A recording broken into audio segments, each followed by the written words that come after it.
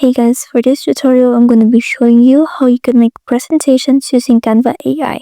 So after you log into Canva, here at the search bar, you will see Canva AI on top, which you can also locate here at the left sidebar. So you just want to go ahead and click on Canva AI.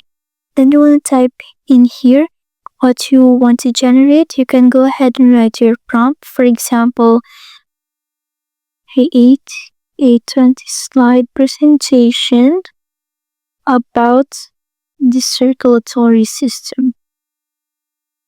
Then you just want to send it, and then you want to wait for it a few seconds, and it will automatically generate a design with the contents already inside.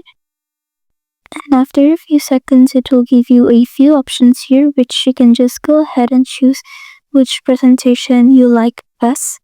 So I'm going to click on this one, and you can customize the color over here. You can choose which color you like, and then you can also click on Use Canva editor here at the top, so you can further customize your template or your design.